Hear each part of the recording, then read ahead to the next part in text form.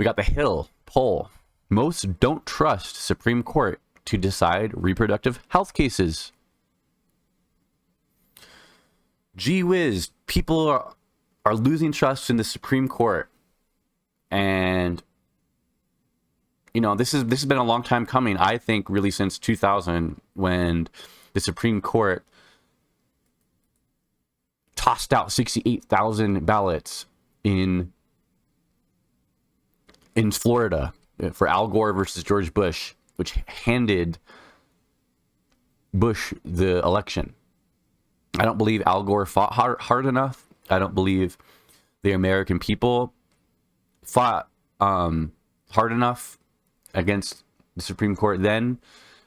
And 9/11 happened, and everybody forgot about the 2000 election. Okay, after 9/11 happened, and rightfully so. We kind of had more important things to worry about than litigating the election.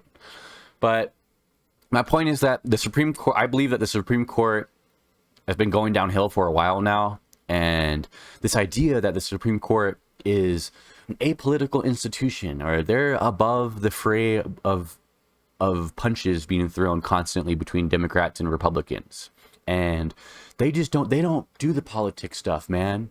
They don't worry about the political implications of what they're doing. They're just worried about the law, man. They just focus on the law.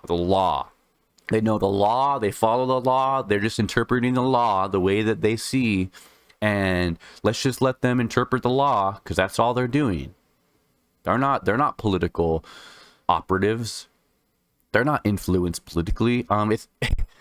It's all crap for a bunch of reasons, but the Roe v. Wade decision is a big reason that I see that sentiment as being bunk.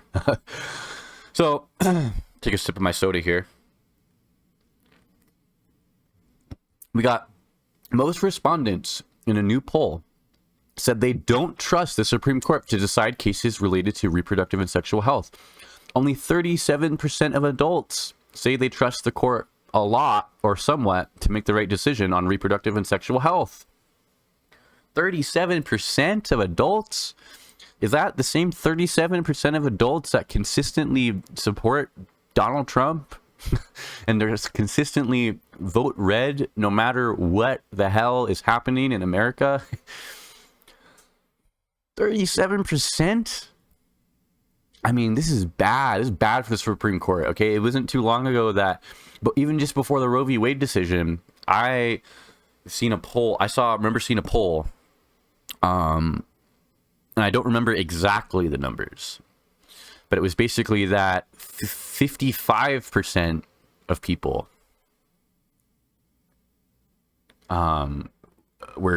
had a favorable view of the Supreme Court. 55% just prior to Roe v. Wade. And that 55% of the people trusted the court, at least to the extent that they trusted them to not be politically influenced. And now that's just, a couple years later, not even a couple years, and 37%. The results come amid an ongoing lawsuit that seeks to undo federal approval of the common medication abortion pill mifepristone, and almost a year after the Supreme Court overturned Roe v. Wade. The poll found confusion and concern about abortion are widespread. According to the survey, awareness of mifepristone has doubled since January 2023, but almost half of women younger than 50 said they are unsure whether medication abortion is available in their state. Is available if their state limits or bans the procedure, or if, I think there's a typo here. The views of mifepristone's safety were also colored by politics. Nearly 3/4 of Democrats surveyed said medication abortion is safe, and nearly 60% of independents. But less than half of Republicans said the same. The drug was first approved by the FDA in 2000. It's been used by more than 5 million people in the U.S. since, and accounts for more than half of all abortions in the country. Additionally, 60% of respondents thought it would be inappropriate for a court to overturn the FDA's approval of the medication, including 73% of Democrats and 57% of independents. See, here we get into a little bit of how the abortion politics are playing out for the Republicans, not only in this last election, but potentially in the next election. Okay, independents are the largest voter group in America. This is often forgotten, I think. They're the largest voter group, more than Democrats, more than Republicans. And 57% of them thought it would be inappropriate to overturn mifepristone. So now you see why the Republicans are damned if they do, damned if they don't on abortion, and they take these wishy-washy stances of, oh, we don't want to ban it, we just want it to be a state right, but we're also going to implement federal bans on certain medications that like impact people all across all the states to access abortions. So it's like, which one is it? You know, they do this kind of they take these confusing stances because it shows that it works. Okay, it works in confusing people because they might not necessarily perceive a certain candidate as being totally against abortion or totally for it. They try to shade themselves as being, oh, I'm somewhere in the middle, but in reality, they do want to restrict abortion rights in every instance that they can. And there's no hiding from these 57% of independents that do not agree with mifepristone being limited. So,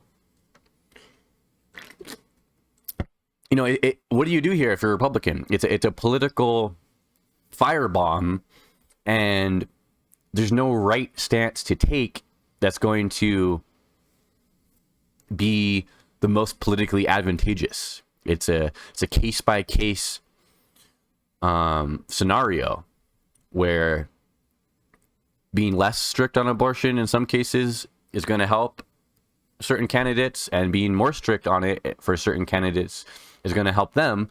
But when it comes to a national election, a national presidential election, these 57% of independents are going to be voting. And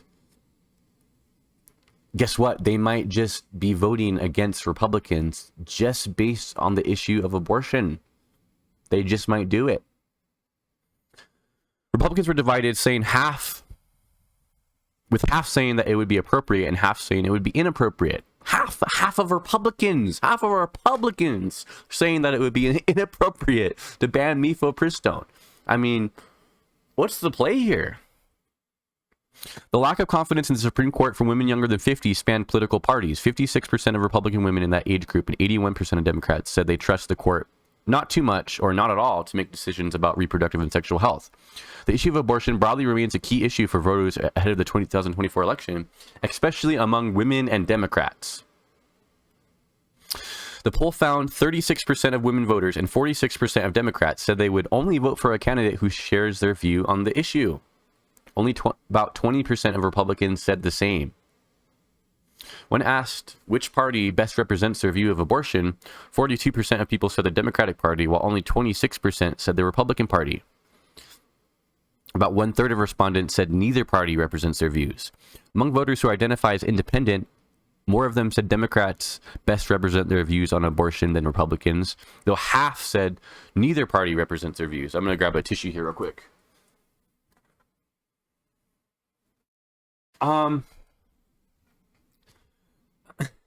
So you got like 26% of people saying that the Republican Party represents their views on abortion. That is not good numbers if you're a Republican. And if their Supreme Court is to make a decision about mifepristone, you're only going to be razzing up and hyping up 26% of the Republican Party, according to this poll. Whereas everybody else is going to land somewhere else than these 26% of Republicans.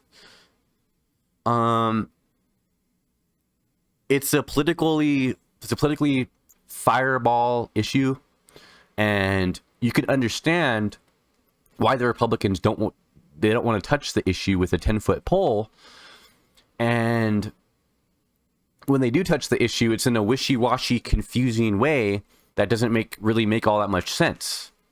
But to me, if you're the Democrats and if you're the media, we need to continue to hold these politicians and their stances on the issue of abortion accountable. We need to bring it up as much as we can, just to let the American people know how extreme and how unpopular and how unaligned with the general public the abortion extremists and the people who seek to restrict abortion rights are.